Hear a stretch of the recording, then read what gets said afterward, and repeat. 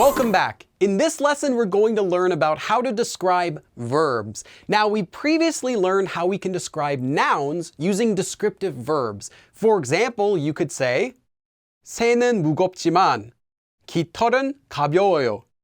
A bird is heavy, but a feather is light. We also learned how to use descriptive verbs as adjectives. For example, 큰 책을 찾았어요. I found a big book. But just as we can describe nouns, you can also describe verbs using descriptive verbs. For example, you could say something like, I like to swim, or learning Korean is difficult. I'm scared to drive in Seoul. It's important to practice Korean, or watching movies is entertaining. But before we can describe verbs like this, we'll have to learn about something called nominalization. And I'll explain what this is in a second, but basically, verbs cannot be described on their own without first changing them in some way. For example, 수영하다 means to swim, but this sentence would be completely incorrect. 수영하다가 어려워요. It's difficult to swim. In fact, only nouns can be described like this using descriptive verbs. In order to describe a verb with a descriptive verb, it first must be changed into a noun form of that verb. And changing a verb into a noun like this is actually called nominalization, which is just a fancy term that means change into a noun. So first, we'll need to change the verb 수영하다, to swim, into a noun that will mean swimming. So there are two common ways that you can use to change a verb into a noun form, a nominalization form. And here is the first one, which uses 기. And here's how to make it. Take a verb stem of an action verb, then attach 기, and you're done. For example, 하다, to do, would become 하기, doing. 먹다, to eat, would become 먹기, eating. And we can use this new form just as we would use any other noun. So I said that there's another form too, but first let's just take a look at some examples using this form 기. So we have these sentences. 저는 수영하기를 좋아해요. I like swimming. 여기서 한국어를 배우기가 어려워요. Learning Korean is difficult here. 서울에서 운전하기가 무서워요. Driving in Seoul is scary. 연습하기가 중요해요. Practicing is important. 영화를 보기, watching movies. Now let's look at the other nominalization form that we have. And the way it works is you also start with an action verb stem, and then you'll attach 는 것. This is the same word 것 that we learned and means thing. For example, 하다 would become 하는 것, doing. And 먹다 would become 먹는 것, eating. However, if the verb stem ends with the consonant 릴, remove it first. So the verb 살다, to live, would become 사는 것, living. So using this second new form, we can also describe verbs. So here are some examples of that. 저는 수영하는 것을 좋아해요. I like swimming. 여기서 한국어를 배우는 것이 어려워요. Learning Korean is difficult here. 서울에서 운전하는 게 무서워요. Driving in Seoul is scary.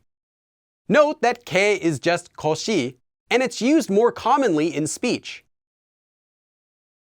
연습하는 게 중요해요. Practicing is important.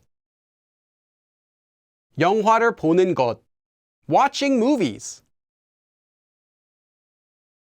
So now we've learned two nominalization forms for changing a verb into a noun. We have the 기 form and the 는 것 form. They are similar, but they do have some slight differences. First of all, when you're using the neun got form, it will sound slightly more formal than using the ki form.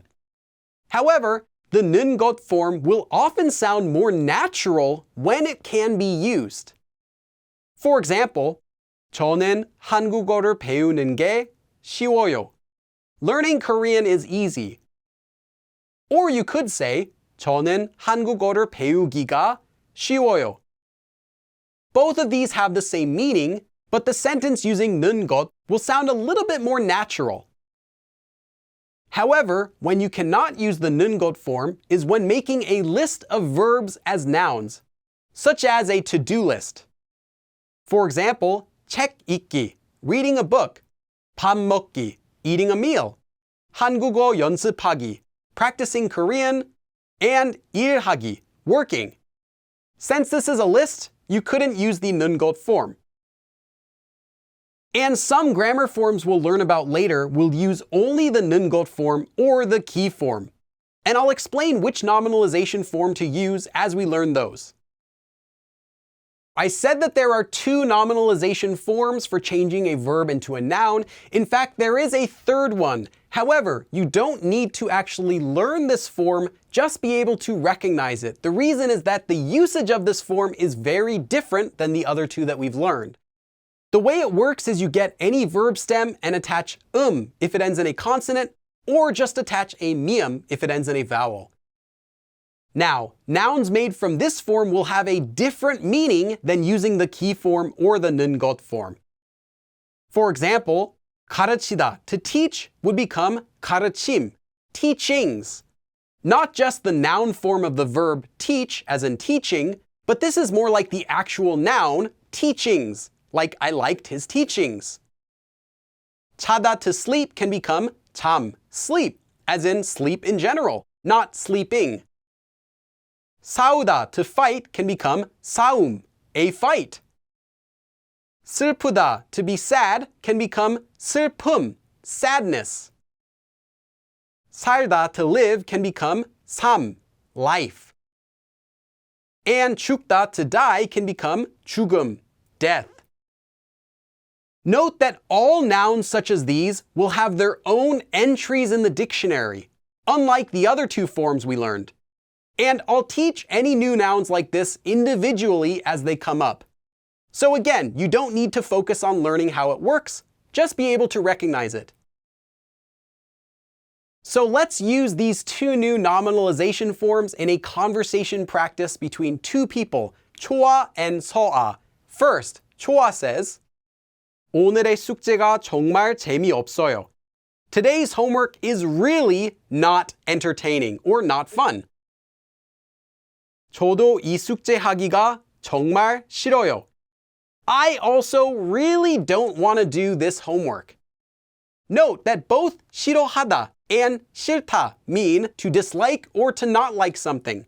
The only difference is that 싫어하다 is an action verb, while 싫다 is a descriptive verb.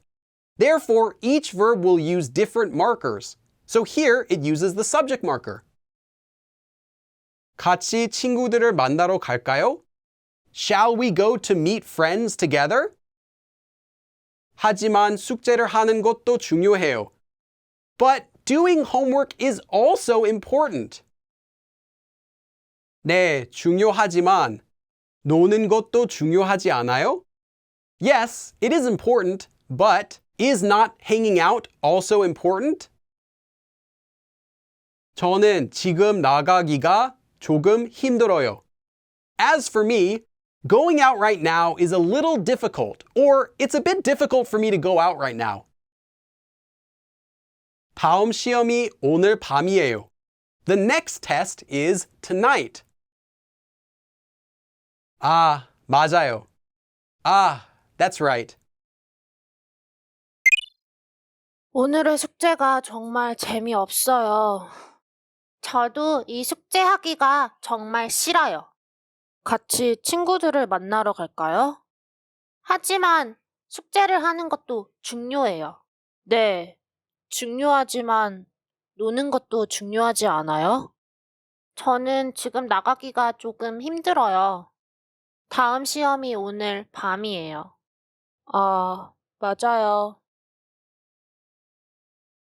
So in this lesson, we learned how to change verbs into nouns and then how to describe those nouns. So practice everything today and I'll see you again in the next lesson. 그럼 다음에 또 봐.